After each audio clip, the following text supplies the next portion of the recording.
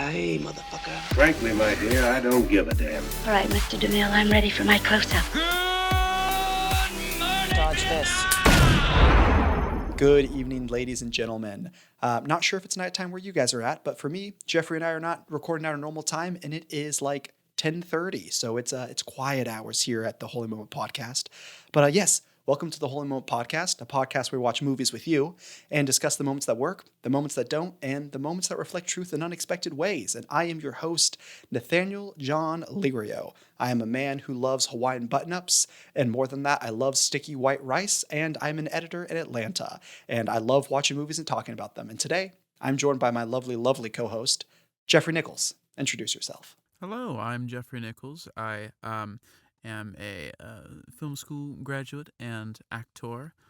That's what I really enjoy, is embodying people that are so far from who I am, which that pertains a bit to a moment I'd like to talk about in this movie, but we'll get to that later. I love soul food, right? Put a plate of mashed potatoes and macaroni and cheese and fried chicken on my plate, and I will gobble that thing up. If we're talking about favorite foods and whatnot, is this a food podcast now? I think it could be. From here on out, we're only going to watch movies pertaining to food. We could watch Food Wars, the anime, which is basically porn. I think that would probably make good for good podcast material. Yeah, and then we could watch Sausage Party. I know last week we watched Baby Geniuses too, but I have standards, Jeffrey. But anyways, guys, we are in fact here to review a movie. And what movie, might you ask? Well, last week we made you all go through hell with us and watched Super Baby's Baby Geniuses 2. So the gods of the movie world, the spinning wheel, have picked a much better fate for us this week. That, or I pick better movies than Jeffrey. Who knows? But this week we are watching and reviewing none other than Quentin Tarantino's debut film, Reservoir Dogs. So this was my pick on the wheel for debut film. And yeah, this was Quentin Tarantino's first film, which is absolutely crazy. I mean, like you'll have directors that have become famous and you go back and you watch their first film. It's like, hey, you know what? I see the talent in you. Like I saw the sparks of like who Christopher Nolan was going to become in his first debut film, or Scorsese or whatnot. But man, I just feel like Quentin Tarantino just came out the door hard, and he's like, this is who I am from day one till the 10th movie that I make. And he absolutely crushed it. But before I get too deep into all of that, I want to just go over some facts. We don't always go over all the nitty gritty facts about movies, but I really felt like this movie deserved to kind of go over the budget and the actors and everything, because it was just so great. But Jeffrey, you had something you wanted to say before that. Yeah, so the whole Goku versus Superman conversation that has been around for a while over who's the better superhero, who would beat whom in a fight. So oddly enough, your description of Tarantino and his swinging a home run just right out the gate made me think of that, because you hear a lot of people say, well, Superman isn't as interesting a hero because Goku had to train, right? He had to go from weaker to stronger, whereas Superman has this innate power. I'm actually a great fan of Superman, and also a great fan of Quentin Tarantino, and he seems to be a Superman-type character, right? Which makes me wonder, who is the Goku of the film world? Oh, the Goku of the film world. I'd have to do some deep analysis on that to have a good answer. But you know what I can say? I feel like Jeffrey's just trying to make the Holy Moment Podcast anime power scaling podcast. Because if you guys listened to the last episode, which you definitely should because it was Super Baby Geniuses 2, he asked me the horrible question of who would win, the babies from Akira or the babies from Babies 2. And now he's trying to get me to power scale Superman and Goku. So I look forward to tune in next week, guys, of the Holy Moment Podcast, where Jeffrey brings up another random ass anime comparison power levels. I look forward to it, Jeffrey. Maybe it's going to be like a consistent segment that we have, power scaling as it pertains to characters in the film and, similar. If you can do that, if you can find a way to make it mesh into the actual context of the episode, I would be more than thrilled for that to be part of the podcast. But yeah, speaking of, the Supermans of the world out there, but also Superman is such like a nice, clean cut, well dude, and Tarantino's just not. One of the first things we discussed when watching this film, because Tarantino, I don't want to say cameo, he has more than a cameo, well, not a cameo, because a cameo is when you play yourself. He was in the movie. And all of us, my roommate and my fiance, were like, man, Tarantino looks exactly how he sounds, and you want to punch him in the face for it. So I don't know if that's Superman. But anyways, I get ahead of myself. A little bit of background to this movie. So Reservoir Dogs, it came out Tuesday, January 21st, 1992. This was, again, Tarantino's first debut film. Not only did he direct it, but he also wrote it. The studios involved were Live American Inc. and Dog Eat Dog Productions. Do I even need to go into Tarantino's catalog of movies? He has Kill Bill 1, Kill Bill 2, Pulp Fiction, Inglourious Basterds, Django Unchained. Just, I would love to say many, many more, but Tarantino's whole bit, I'm going to make 10 movies, which he did, but all of them are like just certified bangers. And this is one of the last few movies. I think I have 2 or 3 more. I think I still have to watch The Hateful Eight, Jackie Brown, and Death Proof, I think is the 3 movies of his I still need to watch. But I think this one was one of the last really big ones. This one and The Hateful Eight. Then I'll kind of round out his main movies. But the budget was $1.2 million, and it made at the box office $2.9 million. Now, Jeffrey, do you remember what Super Baby Geniuses 2 was made for? Oh, man, way too much. It was like $20 million. This was made for 1/20th. 1/20th of the money. And it was like, I don't even like to say the names of the 2 movies in the same sentences. That's how different the movies were. And I'm going to get it later on in the podcast because it's kind of about my holy moment. But the fact that they made this amazing movie, the fact that Tarantino was not a director before this movie, and it was this good is insane. Just crazy. Did he do any writing prior to this movie? Surely this wasn't his first screenplay. Yeah, I highly doubt it. I didn't do that deep of enough dive, but I mean, Tarantino, the guy that's like, I didn't go to film school, I went to movies. So I'm sure he was writing constantly. But I'm not entirely sure. But yeah, it was his first, script that got made into a feature film. How old was he? Do we know that?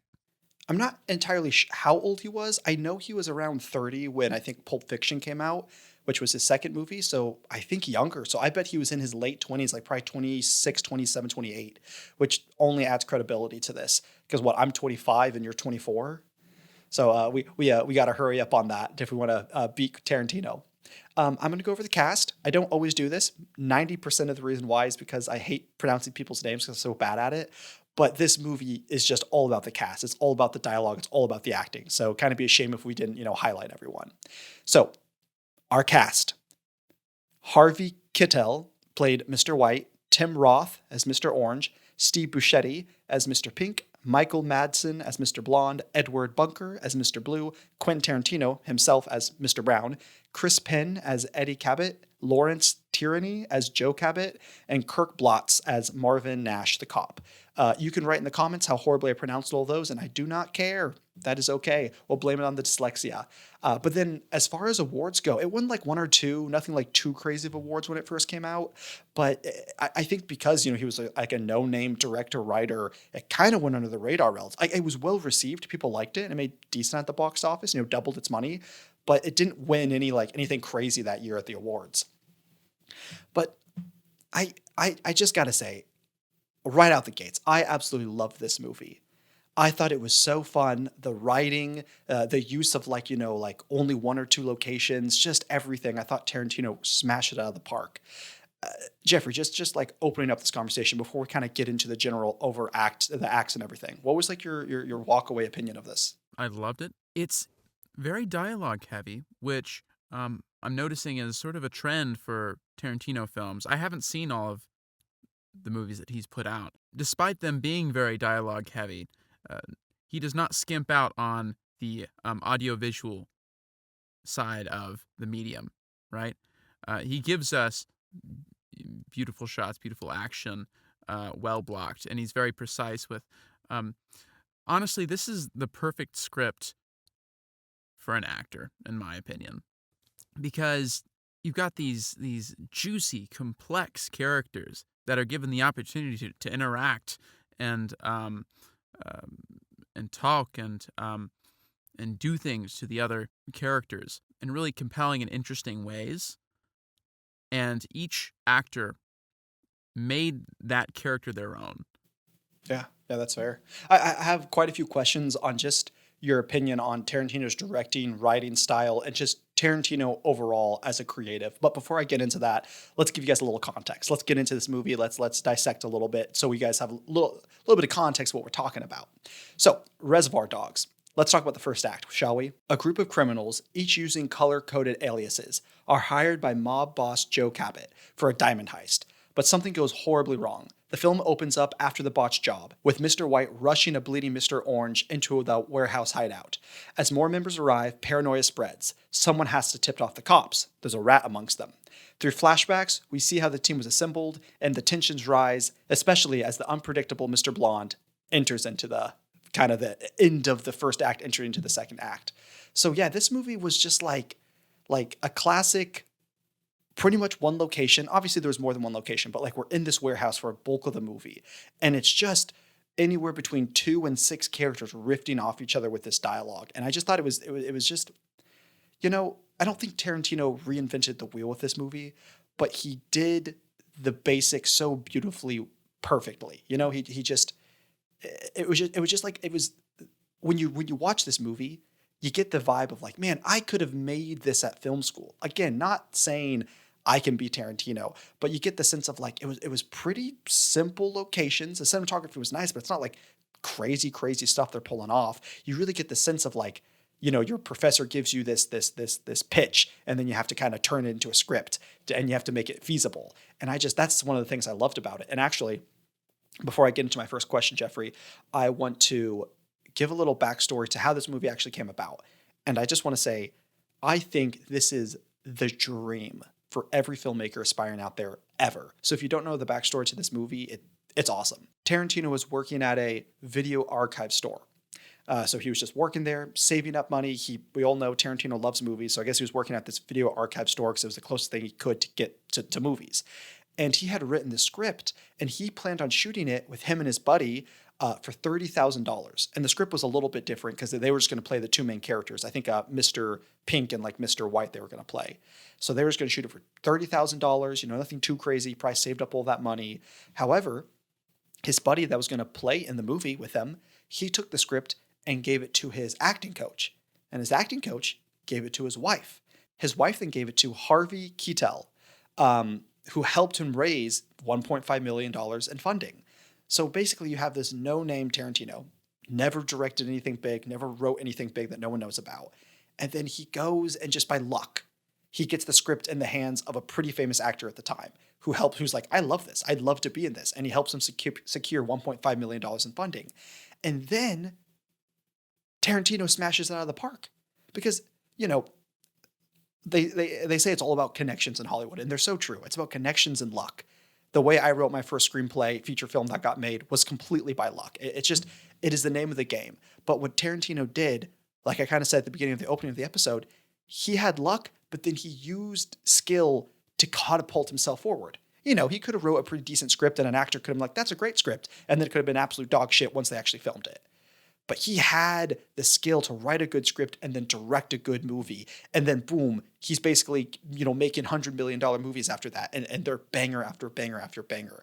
And I just think that it's just just the dream, I think, for every writer, director, or actor, just anyone in the film industry who doesn't want to write something, design something, and then it gets passed off along to someone who has money. Like, this is amazing, you should make it. And then you just crush it.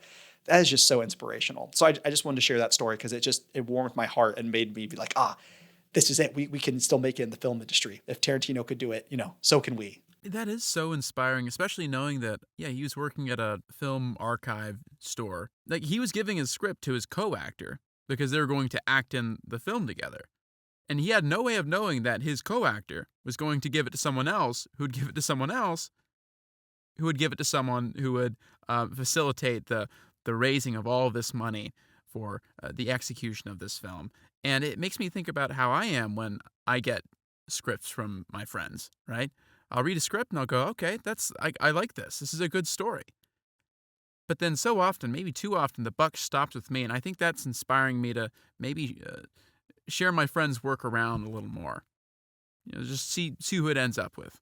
Yeah, that's a great point. Like if you run into good art, whether it's a script, whether it's like someone edited something, whether someone designed something, yeah, I think it deserves to be shared around. And hopefully, it's kind of like the bad stuff gets weeded out, but the good stuff always rises to the top. Kind of that saying of like, the good stuff will rise to the top through all the crap and it will shine. The truly 1% of the 1% will always find its way to the top, even if you try and lock it away, which I think is just true about Tarantino. I think he's just such a skilled writer and director that it doesn't matter who or what got in his way. He was going to make it to the top of Hollywood sooner rather than later. But all that said, we're reviewing Reservoir Dogs. We're not just gushing about Tarantino today. So after 20 minutes of this episode, I'm finally going to ask my first question. Jeffrey, the first question I want to open up this episode with. What is your honest to God, true opinion on tipping? My honest to God, true opinion on tipping is I think that in the American economy, it's super important to tip your waiters, right? Because when you're overseas, they know that you're not going to tip. They're not expecting a tip, and that is calculated into the money that they pay their wait staff. But here in America, employers are relying on customers to tip their waiters, and so that like justifies lower wages. And so definitely for wait staff, I say tip them unless they're egregiously bad. But if I'm going through a drive-through at a fast food restaurant and they pull out that iPad and tell me, hey, want a tip? I don't feel quite as obligated. I mean, it is kind of hard for me to refuse them, just because I can be a bit of a people pleaser. It's like, I don't want to hurt their feelings, but I'm sure they get it all the time. And it's so funny how it turned out, right? Back then, he's like, fast food workers aren't expecting tips. Like, why do waiters expect tips? And his point was incorrect, but now everyone's asking for tips. Yeah, everyone and their mother asking for tips. For those who have seen Reservoir Dogs, you know exactly where I'm going with this. For those of you who don't, let me give you a little bit of context. The movie opens up with the group of heistmen and Joe, who is funding the heist, putting it together, opens up at a diner, and they're all sitting around. We have no idea who these groups of people are, what they're doing. They're just sitting around a table and they're finishing up a meal. And then they get into a long, like 6-minute discussion about tipping and the culture of tipping and should one tip. Mr. Pink, played by Steve Buscemi. Yeah, I'm going to butcher that for the whole episode. It's fine.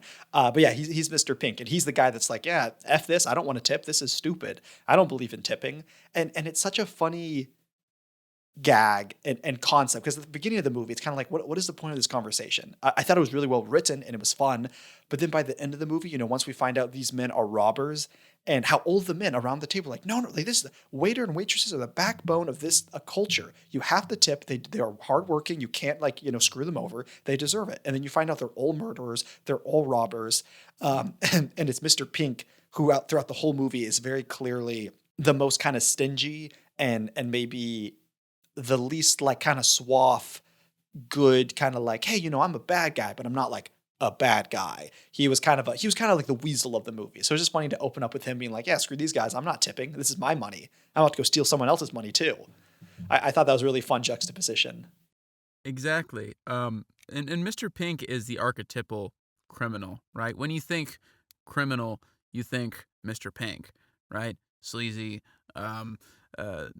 self-interested. That's just how they've been presented in media and whatnot. But all these other criminals are oddly principled in specific ways, right? I loved Mr. White. I thought that Mr. White was such a good character and so endearing, despite him being just as much a criminal as everyone else, right?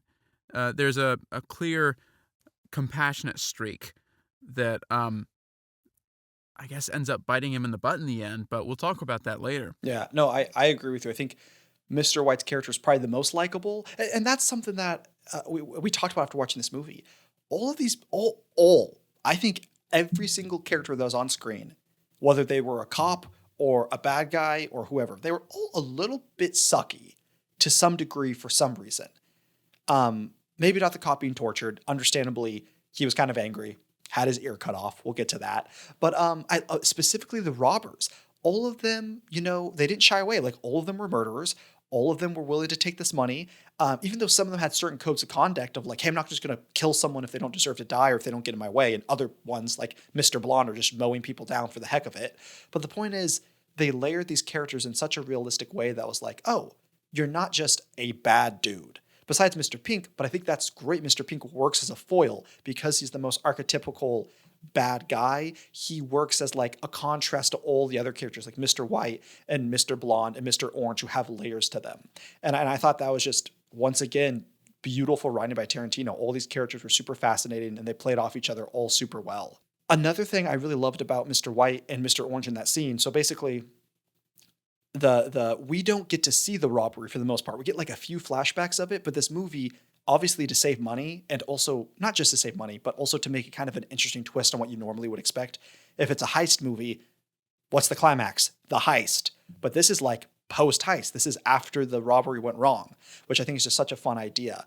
But we get to see Mr. White driving to the rendezvous point at the warehouse with Mr. Orange. And Mr. Orange is in the back seat being shot and he's freaking out. And something that I thought was really, really endearing that we don't get to see in films very often, especially films I feel like before the 2000s where, the stereotypical man who doesn't want to talk about his feelings and whatnot is more common. But I think something we forgot about earlier movies, about like war movies, is there is a certain brotherhood that comes with men. There's a certain softness that comes with being on the battlefield with your brother in arms. And I feel like we saw that in this movie. When Mr. White goes in with Mr. Orange and Mr. Orange is dying and he's been shot in the gut, Mr. White like cradles him. He strokes his hair. He like pats his face. And it was really, really endearing. I thought we were going to get this classic Mr. White being like, oh, toughen up. You'll be fine. But he really was like honestly caring for him like a father. And I thought that was just really, really fascinating and told us so much about Mr. White's character within, the first 5 minutes of the movie. Yeah, Mr. White was treating him so tenderly, and it was very heartwarming, and it also endeared me so much to Mr. White to know that he is the kind of man that will not be callous to a man that's dying, regardless of the circumstances. It's like what people say about masculinity as it's presented in Lord of the Rings. People are saying this is masculinity as it should be, very tender and kisses on the forehead. And maybe before Lord of the Rings, people were saying that about Reservoir Dogs. It's like this is what masculinity should look like: is Mr. White towards Mr. Orange. No. It's specifically Mr. Blonde towards the cop. That is what true masculinity and friendship looks like, that torture scene. No. Absolutely. But yeah, what was your opinion of the structure of this film? Because again, it flipped the script on its head, per se, not focusing on the big bombastic heist, but focusing on the dialogue and the fallout of these men as they're trying to figure out who the rat is. Did that work for you? Was there any moments in the movie you were like, oh, this is good, but I really wish we could have saw the heist? They keep referencing it. I think we got one scene specifically from the heist, but we don't get I don't think we see them in the bank, period, at all. We just get the one scene of Mr. Pink running away on the sidewalk. But yeah. Did it work for you? Or is there any point where you were wishing we had a little bit more of the actual scenes of the bank robbery? I just don't think it was that kind of film, oddly enough. Even though this is a crime film, I'm quite satisfied. I'm quite content in not having seen the whole heist play out, because the story just wasn't about that. And also, a large part of the story is the mystery to it. Like, we're piecing the pieces of the puzzle together as we get these flashbacks, and this leads to the big reveals. So if I had seen the heist in its full context, that would have been lost. Yeah, I fully agree with you. And I think that's what makes this movie so special, is just having the restraint. I feel like something I've mentioned a lot of times in certain episodes is great directors know when to use restraint. There are certain moments where you need to go full out, balls to the walls, like the torture scene where you cut the dude's ear off. But there are certain moments, it can be really, really small moments, like little pieces of direction the director might give to an actor. Of like, hey, instead of saying this line verbatim, I want you to just kind of look him in the eyes. And showing that restraint shows, I think, a well-aged, seasoned director. But I think showing the restraint and the idea of like, hey, I don't actually have to show the heist. I can just like imply things. I think it makes the conversations so much more rich rather than just showing everything. I think it really, really works. So I'm really happy that Tarantino played with that. And I also, something I love about Tarantino, the more movies you watch, the more often he does this. You'll get a feel for it. He really follows, he makes an ensemble, he makes a cast, and he follows them. And no one person is the super main actor, but no one is like super not the main character. Like there might be more like, Mr. Orange and Mr. White are arguably more important than Mr. Brown, who like showed up at the beginning of the movie and that's it. But you get a little bit of everyone's life. We get a flashback of Mr. Orange, we get a flashback of Mr. White, we get a flashback of Joe and his mother and blah, blah, blah, blah, blah. But I think it's really cool that we follow all these characters around, and it's only once we have all the pieces that the puzzle is shown. And it's not only necessarily that once we have everyone's story, we reveal the mystery of who the rat is, but we have like a full context that layers on new meaning to previous conversations. And it's such a sign of a good director. So with that being said, what did you think of all of like the little mini arcs that we went through? Like all the flashback, we set up, there's a heist and it went wrong. And then we get flashbacks of how people joined the heist and their kind of their characters. Which would you say was your favorite mini arc to follow? Like who was your favorite character's flashback/story? Well, as an actor, I think that Mr. Orange's flashbacks were the most compelling to me because he literally did just walk through the process that an actor goes through in order to make a role their own, right? You just read that script until it becomes second nature. I've always said that the script is both a cage and the key, in that before you have the script memorized, you're beholden to that script. You're carrying it around with you everywhere, and you're constantly having to refer back to it, right? But once you have it memorized, once you've internalized the script, right, such that you speak it and it's second nature, that's when it truly becomes your own. And so in that way, the script gives you the key to open itself up. It's funny you say that because I read online when doing some research about the backstory of this movie, the actor who played Mr. Orange specifically wanted to play this role because he wanted to be a British man playing an Englishman who was playing a robber who was pretending who was actually a cop. So he thought it was funny that there were so many layers to his undercoverness. So that was your favorite backstory. Is it fair to say that Mr. Orange was your favorite performance, or is that not true? Ooh, favorite performance? I don't know about that. Steve Buscemi wasn't my favorite performance, but I really liked it. I think that he's a really good character actor. You know what? Maybe it was Mr. Orange and Mr. White together. I Yeah, think their chemistry was so very good. such that I don't even know if I want to separate the performances in my brain. Yeah. Um, I mean, it's fair. Sometimes great performances are great performances because of each other. If you take one away, they're not as great. yeah, okay, here's what I'll say. I don't know if Mr. White would have been as good a performance without Mr. Orange, but Mr. Orange, I think that his acting, regardless of context, even in the flashbacks away from Mr. White, it was solid. And so I think that I might give Mr. Orange the edge there, but I'd prefer Mr. White's character.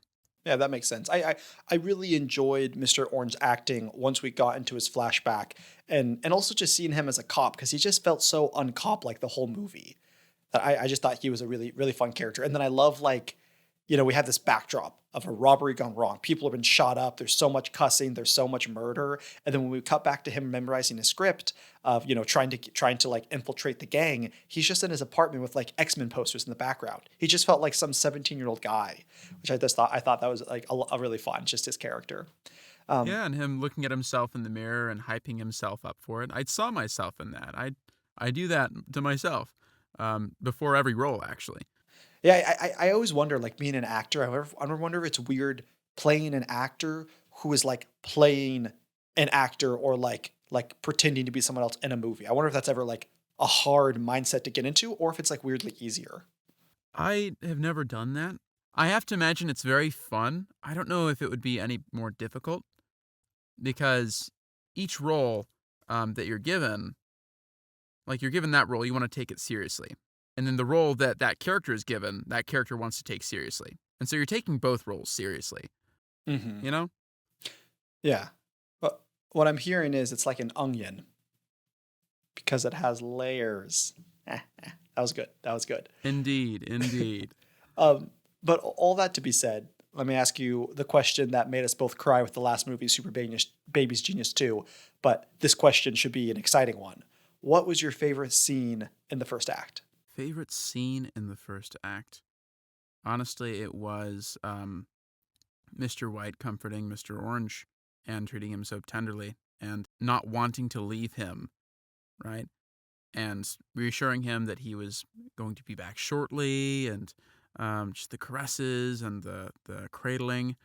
It was very tender, and it was also very real, right?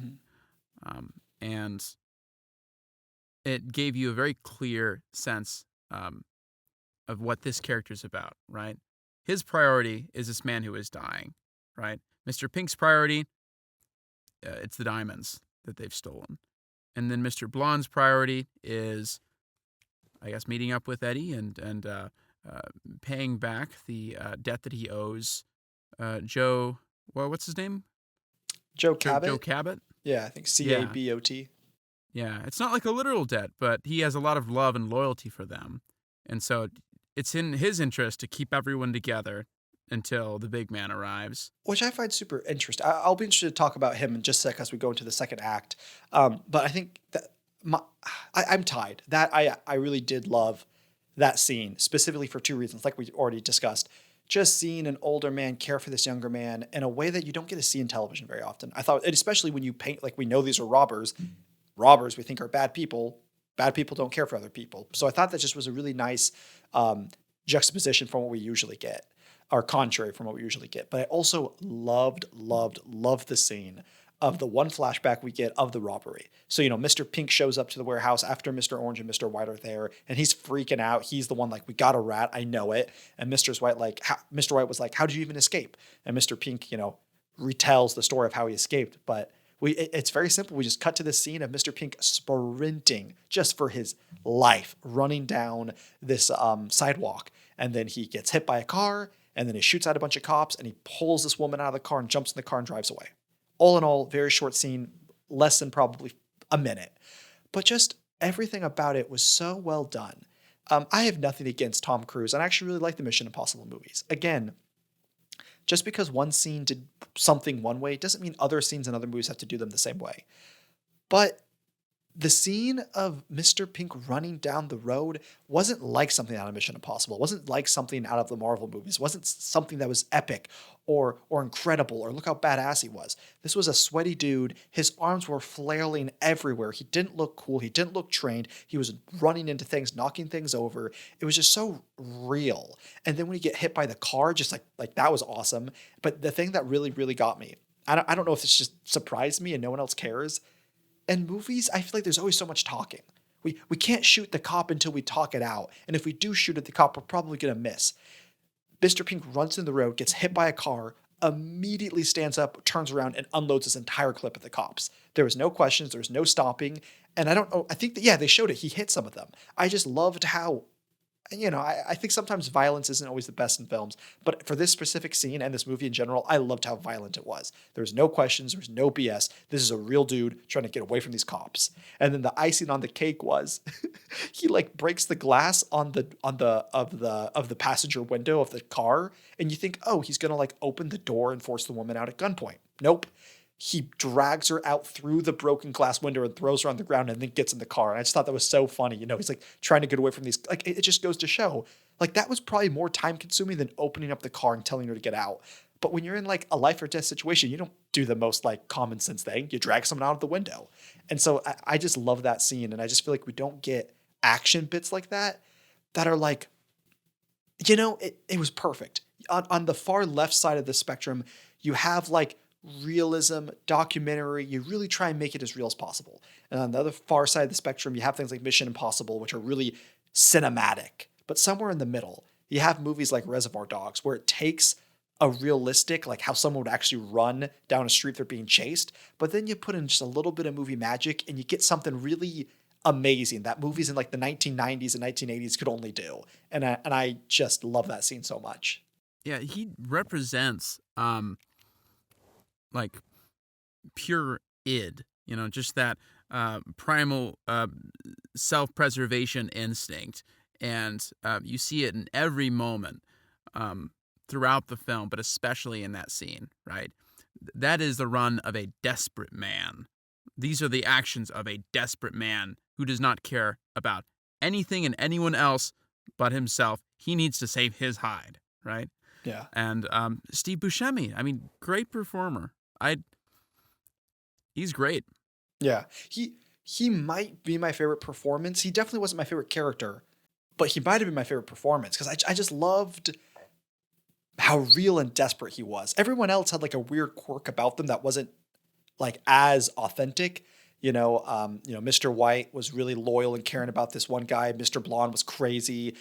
Joe and his son Eddie were like these crime bosses. But Mr. Pink was just this weasel that was desperately trying to be like, we need to get the heck out of here, dude. There's a mole. We're screwed. Everyone sucks. I'm the only person with any sanity. Let's go. And honestly, you kind of agree with them. Like, hey, you're already a bad dude. You should do what people do and betray people and just leave. And so I really enjoyed his character. But you can't talk about Reservoir Dogs without talking about the epitome of Mr. Blonde and that torture scene. So without further ado, let's talk about the second act. As the survivor criminals regroup, the mystery of who set them up looms over the group. Mr. Blonde, seemingly unfazed by the chaos, reveals that he has kidnapped a cop. And one of the film's most infamous scenes, he tortures the officer for fun until Mr. Orange, still gravely wounded, suddenly shoots him dead. In a shocking twist, it's revealed through flashback that Mr. Orange is actually an undercover cop who infiltrated the gang. Meanwhile, tempers flares as accusations fly, with each member becoming more distrustful of the other. So this is where the movie really, really hypes it up, like with its violence. I think going into this, hindsight, as they say, 2020. We just got Once Upon a Time in Hollywood. I think that's Quentin Tarantino's 10th and final film. We all know what Tarantino's about. He is about cussing. He's about questionable racially charged dialogue. He is about feet shots, and he is about violence. My goodness, that man loves blood more than anyone else in film, besides maybe some other horror directors. But the point being, I feel like this being his debut film, if you watch this in the 1990s, you don't exactly know what you're going to get with this guy. And I will say the first act has some violence. We open up with Mr. Orange being shot in the gut. There's a lot of blood. Mr. Pink running away from the cops, shoots some cops. There's some violence, but I wouldn't say anything that's like crazy. And then we get Mr. Blonde, and he's just straight up a sociopath, like just likes killing people. And Mr. Blonde just shows up, and I love the contrast of all of these actors' personalities. Like, couldn't you just feel it in the room, Jeffrey? Like, all of them had such conflicting, strong personalities. Like, when you get a group of 10 people in a room, they're all pretty chill and mellow. Some people are more outgoing, some people are more quiet, some people are more funny, people are more like timid. But for the most part, it's all pretty chill. But the fact that they're like just survived a bank robbery heightens all of their like personalities to the 10th level. And you just get like Mr. Pink freaking out, Mr. White, trying to save this guy's life. And they have Mr. Blonde come in like he just, got out of a day of vacation, and he's just so chill. You could just see him like licking a lollipop and having a good time. What was it like for you to like that like stark contrast? Because up to this point, we just have like two characters freaking out, and then Mr. Blonde comes in, completely changing the tone of the film. What was that like? It definitely made an impact. It's a very frantic moment, and the characters don't know what they're going to do next. We don't know what they're going to do next. I'm feeling the anxiety that the characters are feeling, and then all of a sudden, Mr. Blonde shows up, and he's as cool as a cucumber, right? Not a worry in the world. And it does make a difference. It doesn't put us at ease, but it quiets us down, right? And now we're in the mindset of, okay, let's see where this goes. Whereas before, we're thinking, what are we going to do? It's just a waiting game. Yeah. Was there any part of you, like when Mr. Blonde showed up and was playing it super chill, did you immediately get the sense from him that this dude is like a crazy sociopath? I guess, granted, as soon as he entered, even before he entered, Mr. White, Mr. Pink were like, what the heck what went wrong? And they're like, well, it was Mr. Blonde. He just started shooting up everyone. So you already get the idea. Like they've already planted the seeds that this guy is a crazy person. But I think for me, we already have a mystery. Who done it? What's going on? So maybe these guys are lying. So I was curious to see when we met his character to see what he was like. And so when he came in so suave and nonchalant, I feel like I immediately got the vibe of like, oh, this dude's crazy. Did you feel the same way? Yeah, so I actually was expecting Mr. Blonde to be Tarantino's character, you know? Sort of obnoxious, high energy, that kind of feel. So it was a surprise to see that he was so chill, especially because he was the one that caused the chaos, right? You would expect him to be more frenetic, either very excited or freaking out. But no, I mean, I guess it makes sense. There are a lot of people that do a lot of sick and twisted things, and you wouldn't expect anything from them because they're so mild mannered. And that's exactly who Mr. Blonde is. There we go. We figured it out. He's the Goku of this of the world. Because Goku seems like a chill, fun-loving guy, but then deep down he's willing to throw down and destroy the planet for a good fight. So there he is, Mr. Blonde, aka Goku. But I want to bring up. I almost said this statement earlier, and it is true. Something that I loved about this movie. Am I going to say this is my favorite movie of all time? No. Am I going to say that it's a perfect movie? Not quite. But what I can say is every moment worked and I was never ever bored. It genuinely was a movie where, again, one location, just like 5 actors talking, but I was always on my, that's actually kind of funny. We did 12 Angry Men, like, I don't know, 2-3 weeks ago. And that is one location with 12 people. So it is just interesting seeing some of the best examples of film history out there of like one location, big ensemble, just lots of dialogue, and both movies smashed it out of the park. But I was going to make that connection because they also use code names in 12 Angry Men, right? We're not hearing their actual names. We're hearing Juror 8, Juror 12. Oh, yeah. That's an interesting point. I didn't even think about that. Huh. I wonder if there's any inspiration whatsoever from Tarantino for that film. Because we're trying to figure out in 12 Angry Men, is this kid innocent or guilty? And then in Reservoir Dogs, like, who's the rat? Oh, the comparisons keep going. Oh, yeah. No, that's a good point. But what I was saying was, this film just never had a boring moment, and every moment just worked for me and kept me so enticed. Now, that being said, the only character piece that didn't quite make sense to me, and I was curious what your take on this was. So Mr. Blonde, cool, chill dude. We find out sociopath. He just likes killing people. Doesn't care if he's not like, doesn't matter if they're like keeping him from the money, if they disrespected him. He's like, to be honest, I just enjoy killing people. So when we get Mr. Blonde's flashback, we find out that he's worked with the Cabot, like Joe and Eddie, the Cabot crime family for a long time. And he went to jail while helping them out with a robbery. And basically he did 4 hard years and he never gave them up. And so Joe and Eddie are very grateful to him and they're in service. They're like in his debt. My question is, this character who has a whole rant later on when he's torturing the cop about I am ruled by no one. Ain't no one my boss. I don't listen to anyone. Why? So you get this vibe that he's deeply disturbed and angry and likes killing people. Why do you think he has this chill demeanor? And more importantly, do you think he actually has this loyalty to Joe and Eddie and the crime family? And if so, why? If he's so like, no, I don't listen to no one. I do what I want when I want, and what I want to do is kill. Like that was probably the only piece of contrary that I found in the entire script. And even then, I won't say it was bad because just as much as all these characters were so different and flushed out, there were just aspects about their lives that we didn't know about that didn't feel like bad writing. It felt like it was on purpose. Hey, I'm going to give you a whole ensemble. They're going to have so many different personalities, so much going on, but you don't get to know every single waking moment of their life. So there's holes that are left that aren't necessarily bad writing. And so how did you connect those two pieces of Mr. Blonde's character? Yeah, so I think that with Mr. Blonde, I don't know if he has like an itch to kill indiscriminately. I think that he does enjoy killing, right? And can do it very easily. But you look at interviews of people that knew famous serial killers like Jeffrey Dahmer, right? Ted Bundy. And you'll hear people say, like, I knew him for 12 years and He was always really kind to me.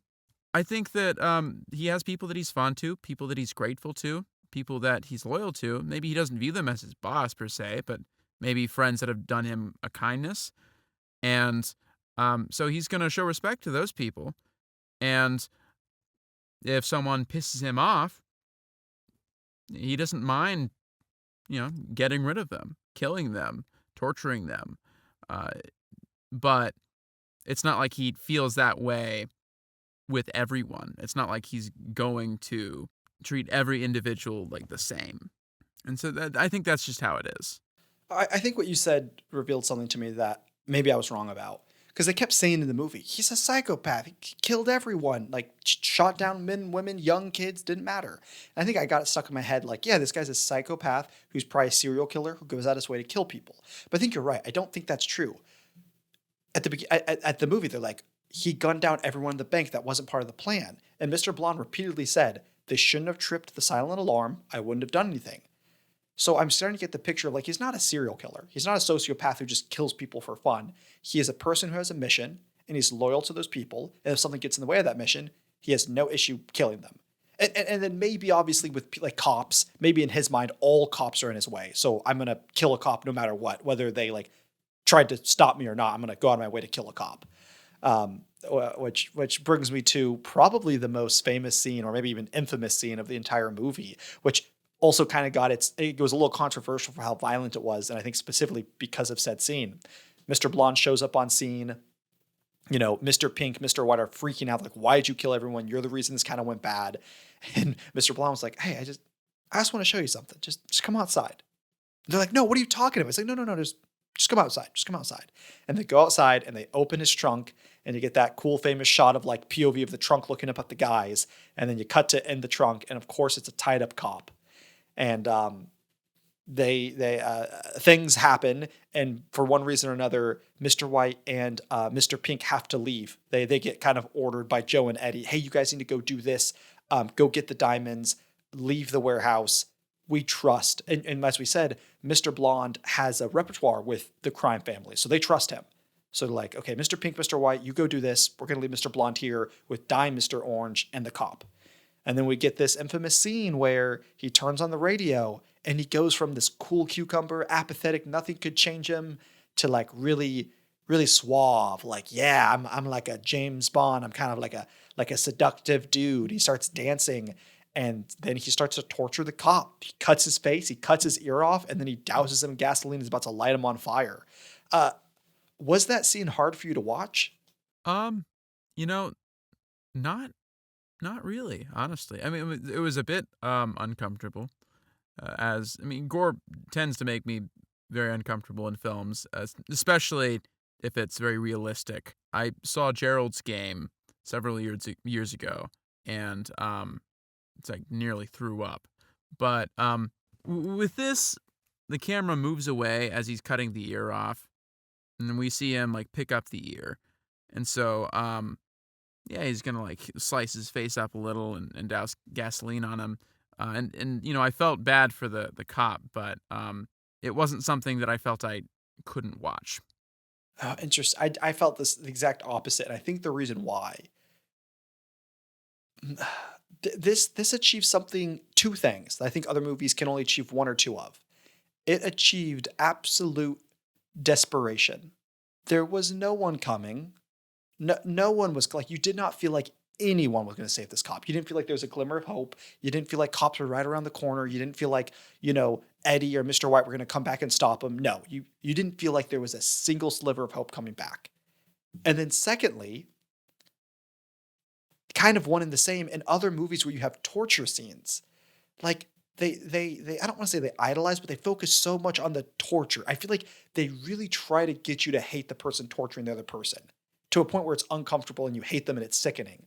This was done with so much nonchalantness that it didn't feel like okay, we're gonna get the serial killer in a room with the girl and he's gonna torture her and the action's gonna rise and you get really uncomfortable and then last minute someone's gonna save them. Like even in movies where that nothing's been set up to save the person, just by like the way the pacing is structured, you get like this irk of like, this person's so horrible, I hate him, something has to change, and then something changes. Someone comes in and saves them, they escape, whatever. But or they die.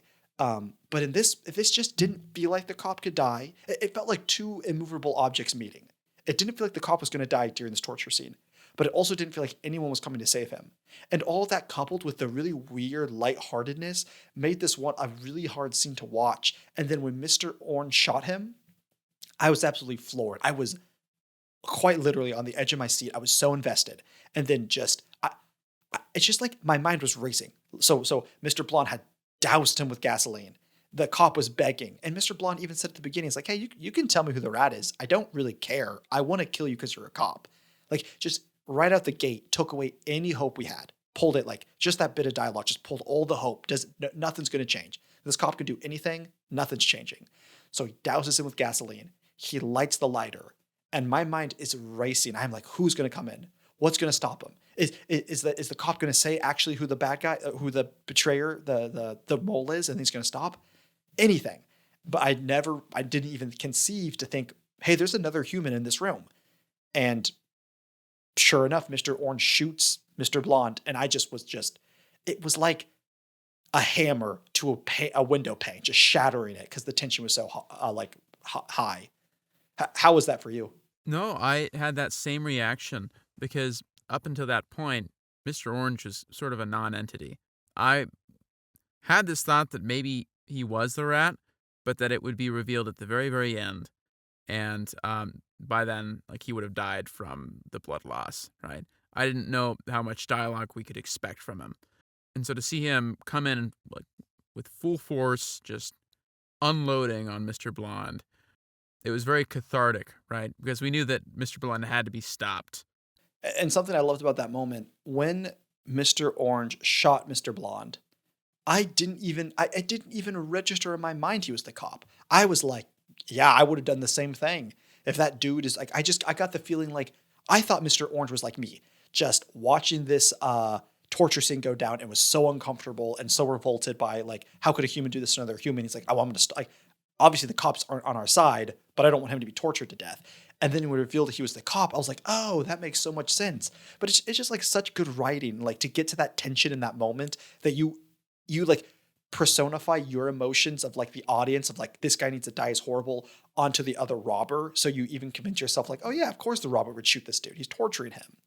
And then all of the hope to be dashed when Mr. Orange saved the cop. I was like, okay, thank God. The cop, stupid, naive Nathaniel. At this point, I should have realized what movie I was watching. I should have picked up on the hints that everyone was going to die.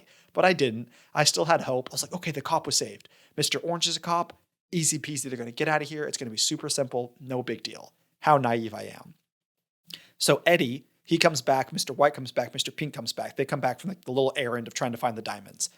And Eddie was freaking pissed off because, again, Eddie was friends with Mr. Blonde. And this is where he reveals, like, Mr. Blonde, he did 4 years hard for me and my dad, and he didn't rat out. But Mr. Orange died, like he's in a pool of blood dying.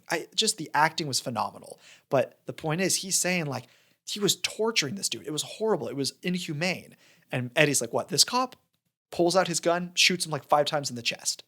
Absolutely devastating.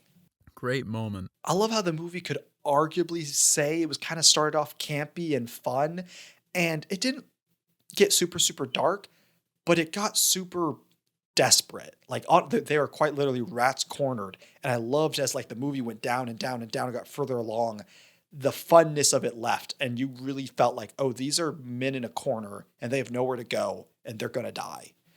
And I think that brings us nicely into our third act.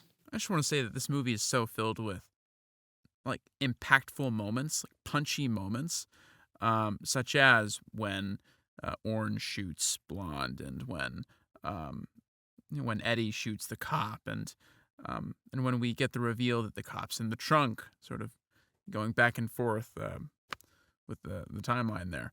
But it keeps you on your toes. You bring up a good point. Before I go into the third act, I think we've discussed enough this movie to ask this question. What do you think of Tarantino's directing style? And is it for you? Because I know Tarantino is a very divisive filmmaker. I know a lot of people love him, a lot of people hate him. And I feel like he's also kind of one of those directors that people can hate because of his personality outside, like removed completely from the film. I know he can be viewed as douchey and kind of like, I'm better than everyone else and prideful. And so people kind of hate him for that. But removing Tarantino's ego or whatever you want to say about him as a person, what do you, what movies of Tarantino have you seen? And what do you think about his directing style? And what do you think sets him apart? Like, he's a great director. I don't think a lot of people will dispute that. What do you think makes him a good director? I have seen Inglorious Bastards. I have seen The Hateful Eight.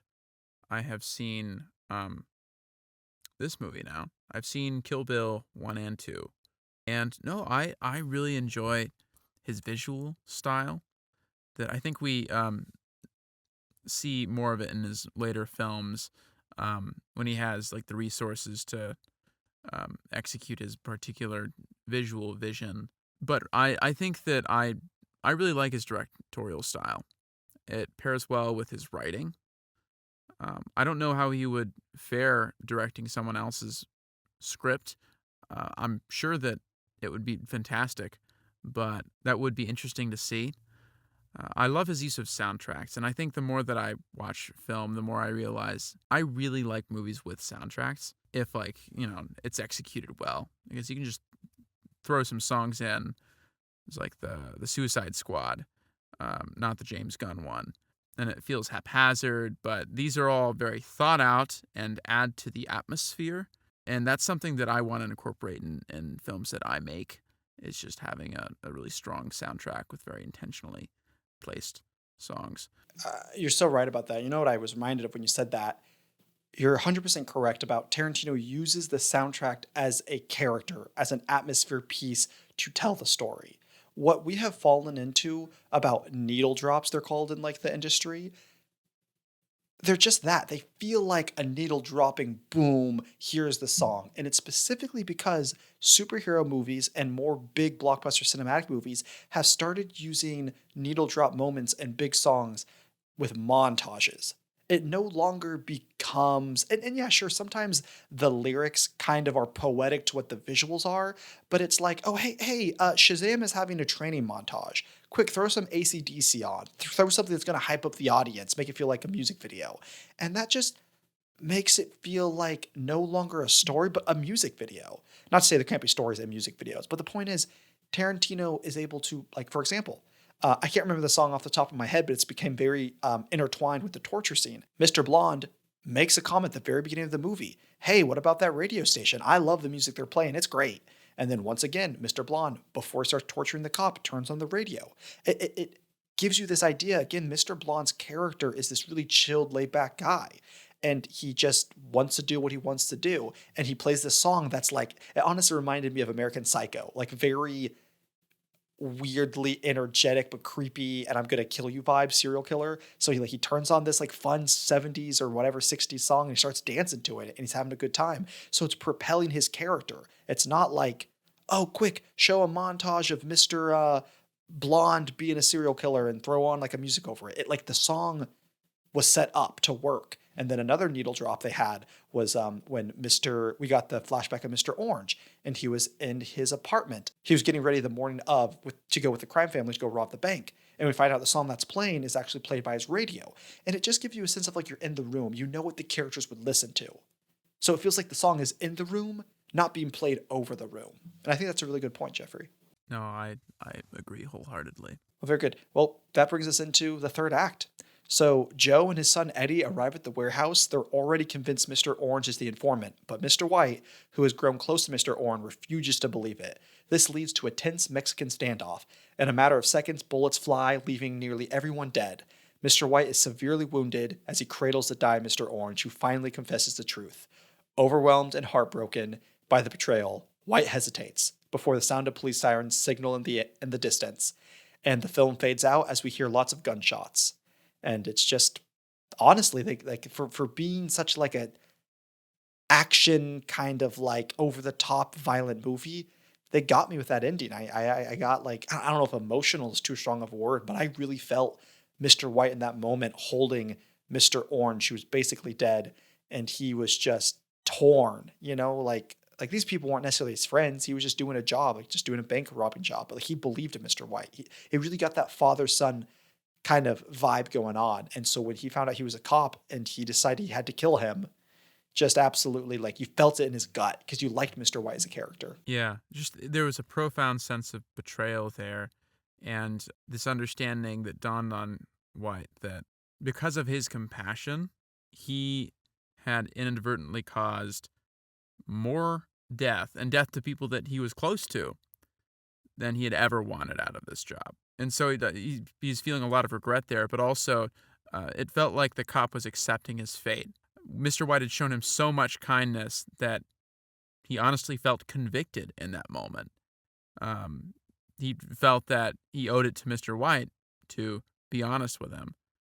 And once he made that confession that I'm the cop, as Mr. White brings the gun to his face, to his mouth, he doesn't really resist.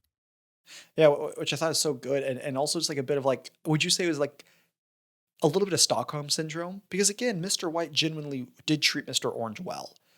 But, he spent, I think, a few weeks with Mr. Orange getting used, like, like running the plan, hanging out with the crime syndicate. So I wonder if there was, like, I definitely think there was some, like, guilt of, like, man, so many, like, we were just trying to bring in one dude. We were just trying to bring in Joe, the head of the crime syndicate.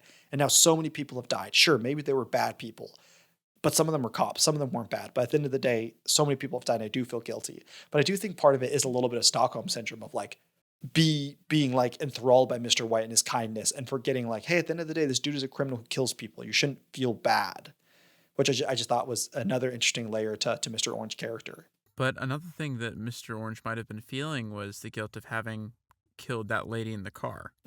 Yeah, that's true. So at this point, he was past the point of return, of no return. Yeah, you just got to feel for Mr. Orange. Just everything that happened to him really sucked. Just getting shot by a civilian and then accidentally shooting and killing a civilian. And then just all the stuff that went down the warehouse. I loved his character. And I just thought it was a shame that he had to die. And then he had to die at the hand of like the father figure in quotes of the movie. I thought it was just really poetic. But all that to be said, entering into the third act, Mr. Blonde was just killed. The cop was killed. Mr. Orange is dying on the ground. Everyone comes in, they're all arguing. The tension is rising. They're all arguing. Did you think everyone was going to die by the end of this movie? I don't know if I had that explicit thought, but it definitely was not surprising to me. And as soon as they got into Mexican standoff position, I was like, okay, yeah, I know what's happening here. Man, you must be smarter than me because I'm just a gullible, naive person. Even when they were Mexican standoff, I was like, okay, how are they going to get out of this? Clearly, the cops are going to burst in, shoot Joe, and then, and shoot Eddie. And then Mr. White is, going to go to prison for a year or two, but he'll get off on good behavior. And they're going to save Mr. Orange. We're going to live happily ever after. I just like, I don't know why I didn't give the program a lot faster, but when they all shot each other, I was like, okay, I get it now. Very sad. Yeah, there's tragedy. And then Mr. Pink runs off, scurrying out of that little hole that he had put himself in. Very much like a rodent. I think the weasel comparison was correct. I really like this moment when Mr. Orange is talking to the cop, right, after he's shot Mr. Blonde, and is sort of reassuring the cop. And the cop asks, like, how do I look, man? And then, Mr. Orange's like, what do you mean, how do you look? He's like, man, I'm all deformed now. He cut off my fucking ear. Yeah, pardon my French, folks. and then Mr. Orange is just like, he yells, he screams this really panicked and desperate scream, saying, I'm dying. Yeah. I'm dying. And I have been comforting you, but I am dying, sir. And you're caring about a little deformation. Yeah, that was, man, there are just so many great nuggets and moments of acting. And that was a really good one. Audience at home, if you have not seen Reservoir Dogs, go watch it. And specifically, I cannot praise enough. In movies, you either get someone who is shot and dies right away, like, oh, they got shot in the head, boom, they're dead. Great acting, you're dead. How much more can you do? Or you get someone who's shot and they kind of groan and mumble and then they get healed. Watching Mr. Orange slowly die, because again, we open up, he has a gunshot in the stomach the entire movie, and he's just on the ground, slowly getting just a bigger and bigger pool of blood just gathering around him. And he's like, there has never been a better word to describe someone than wallowing. He was wallowing in pain this entire movie. Just he would try to get up and fall right back down in his blood. And it was so hard to watch, but so, so well acted. I absolutely loved Mr. Orange's performances of being this gunned down bank robber writhing in pain. Because not only was he writhing in pain, it's something we also don't always get to see, but it's the scaredness that comes with dying. Especially when, if you have an illness, it's obviously very scary, but at least you have like a longer time to come to terms with like your death. But just imagine being shot and then lying there. You were fine one moment, now you're going to die in the next few minutes. And it's just, he's scared. He gets angry sometimes, like when he's yelling at the other cop, but you can tell he's just terrified of dying. And I thought his performance was just beautiful. What was, Jeffrey, your one singular favorite moment of acting? Not necessarily the overall performance, but like the bit of dialogue or like a little scene or just a little interaction. What was your favorite bit of acting, since it was such a heavy acting movie? This would dip into my holy moment, honestly. Oh, well, hey, Um, I mean, I think we've more or less covered everything that we wanted to cover, unless you have anything else. But if you want to go to the holy moment, I'm down for it. all right, yeah. My holy moment was that final scene, in particular when Mr. White is comforting Orange, and then we see in Mr. Orange's eyes that he feels he has to come clean. And it's so ironic because it's the cop coming clean to the criminal, but that guilt is weighing on him, and he feels that conviction, and he speaks it, and then just the sobbing of Mr. White in that moment, the complete despair that washes over him, and then as he slowly moves the gun into Mr. Orange's mouth, and Mr. Orange accepts his fate. I think it really emphasized the connection that these characters had developed prior to the events of the film and also throughout the film. Yeah, and it's this weird situation where we find Mr. White punished for his compassion in a move that's not very typical for movies or stories in general, right? He is a bad guy, but often, the story is that you've got a bad guy with a heart of gold, and they're able to turn themselves around somehow because of their good deeds. But in his case, it was all for naught, and it was actually the source of his doom. Mm-hmm. And so just the tragedy of that moment. I think that's my holy moment.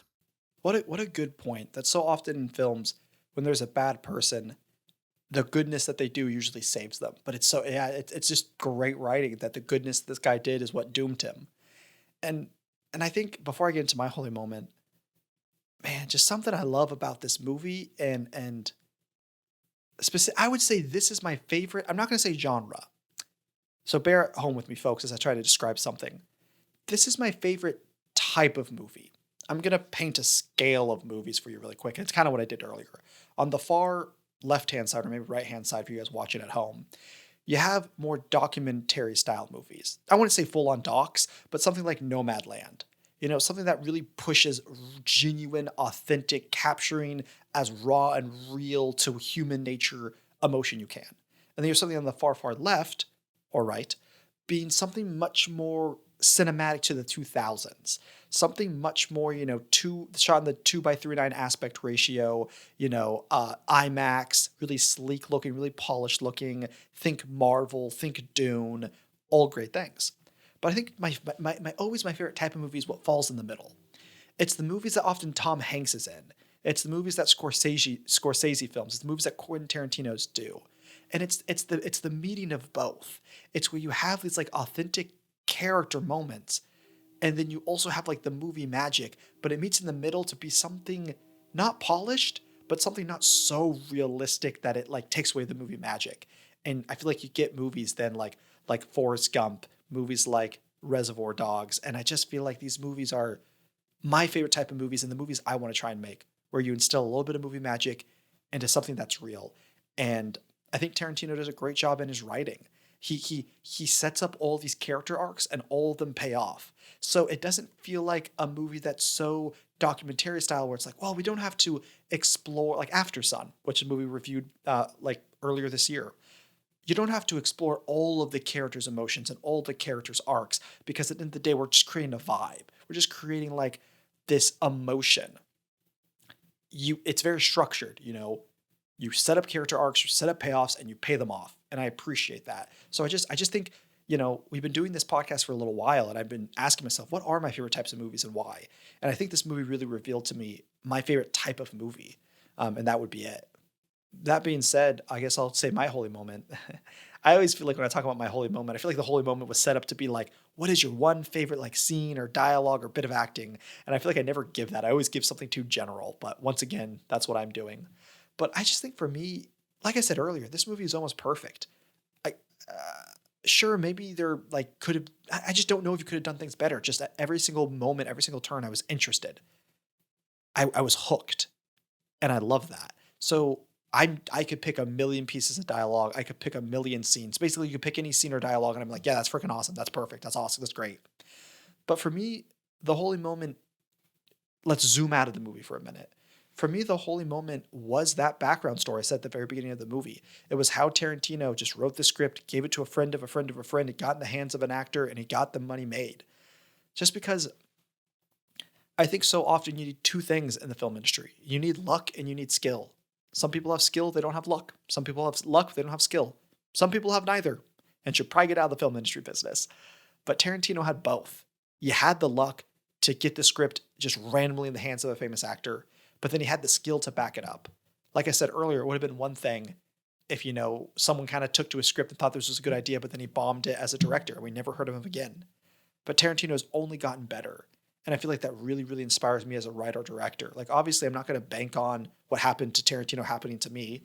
Obviously, there's skill and luck and a lot of hard work. That's kind of the thing that connects the two. But it's just such an inspiring story. And also, I love the fact that it was going to be made on 300 grand. And then, yeah, $1.2 million is a lot of money. I don't have that much money. I've never made that much money. But it's like compared to like Super Baby's Baby Genius 2 that had $20 million, compared to that, basically nothing. And the fact that he was able to take such a low shoestring budget, but was able to create something so memorable, was able to flip so many stereotypes on their head, was able to take like these archetypical characters, take this one location and just turn it into a beautiful masterpiece, I think is one of the most inspirational stories I've ever like personally resonates with me in film. Because Tarantino makes movies that I want to make. He directs in a way that I want to direct. And I just think that really left an impression on me. The fact that it was his debut film just was absolutely a holy moment. And more than that, it's a moment that I hope will happen to me and that I can work hard to happen in the film industry for my own career. So Yeah, it makes me think of Christopher Nolan's first feature film, where over the course of about a year, he would film like every weekend until he got a complete feature, which is reminiscent to the Quentin Tarantino story in the sense that like they had their jobs, they had their worlds that they were in, but they went and made this movie happen, despite where they were at, and it turned out like well for them, and it jump started their careers. yeah, I love those types of stories. I feel like they're less and less, and I actually do personally believe it's harder to make films nowadays because I think it's become oversaturated with politics and with already famous people kind of gatekeeping certain things. I just don't feel like you're going to have as many stories as Tarantino. But also, like I said at the beginning of the film, I do think the diamonds will always race to the top. They'll make their way through the chafe and through the manure and make it to the top. I do believe that. My other holy moment was when one of the characters said the line "piss on a fucking turd." That was pretty great. I really resonated with that line. So it's a toss up, which one could be the better holy moment. But all that being said, at the end of the day, I really enjoyed this movie. I just thought it did everything correct. It flipped the stereotypes when it needed to flip the stereotypes. It leaned into the archetypes when it needed to lean into the archetypes. And just, I think Tarantino, for this being his debut film, should be super proud. And so for those reasons, I'm going to give this a 5 out of 5. Just great movie, exactly the type of thing I want to make. And for the fact they did it on such a low budget and it maintained that low budget. We made it like on the weekends with some friends vibe. Like and sometimes that's a detriment. Like when you feel like this is a student film, this is garbage. Somehow it maintained that student film vibe thing, but was still immaculate. And it just blows my mind.